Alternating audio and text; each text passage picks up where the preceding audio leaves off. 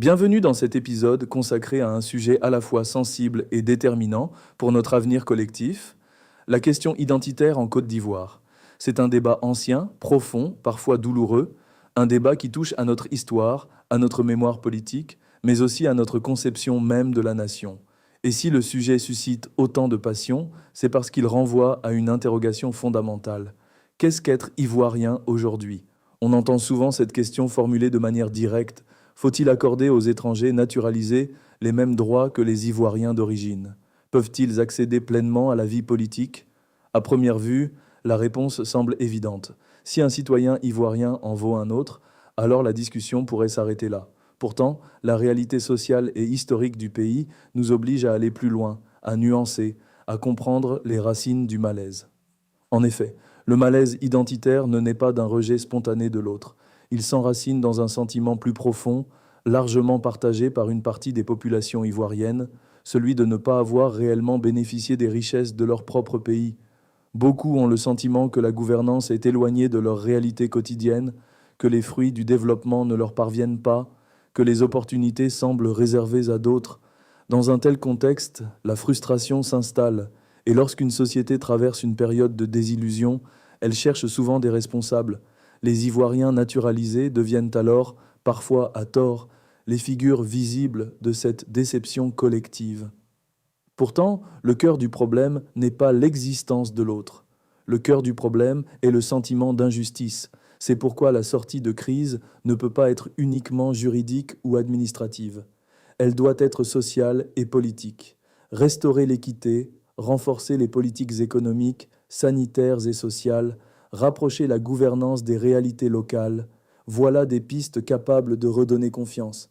Il ne s'agit pas d'exclure, mais de rétablir un équilibre perçu comme rompu, afin de consolider la cohésion nationale.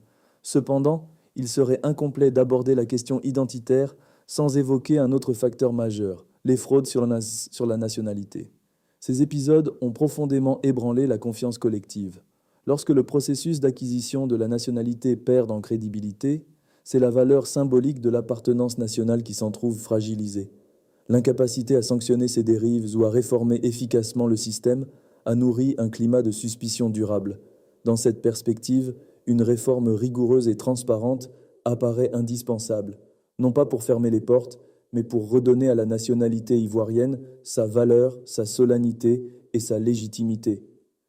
Au-delà des réformes techniques, la Côte d'Ivoire doit aussi se projeter vers l'avenir.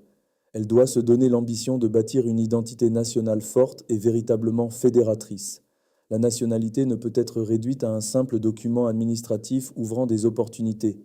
Elle doit être comprise comme un engagement, un acte d'intégration, une adhésion aux valeurs communes.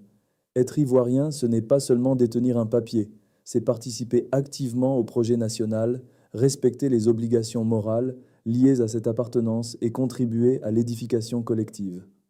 Dans le même temps, il est essentiel de reconnaître que certaines postures ségrégationnistes, d'où qu'elles viennent, entretiennent la méfiance et les divisions internes. Or, une nation ne peut se construire durablement dans la discrimination. Elle se construit dans la solidarité, dans le respect mutuel, dans la reconnaissance réciproque. Dépasser les clivages, favoriser une véritable fusion identitaire, encourager le dialogue. Voilà des impératifs pour une Côte d'Ivoire stable et unie. En définitive, la Côte d'Ivoire ne pourra avancer durablement que si chaque citoyen se sent pleinement partie prenante d'un destin commun. Cela suppose de reconnaître les blessures du passé, de réparer les injustices, de restaurer la confiance et de promouvoir la fraternité. Bâtir une nation soudée exige de rejeter les approches ségrégationnistes et de promouvoir une citoyenneté responsable, exigeante et unificatrice. Au fond, la question identitaire ne devrait pas être un instrument de division. Elle devrait être une opportunité de clarification et de refondation. Car la véritable interrogation n'est peut-être pas de savoir qui a le droit d'être ivoirien. La véritable question est plutôt celle-ci.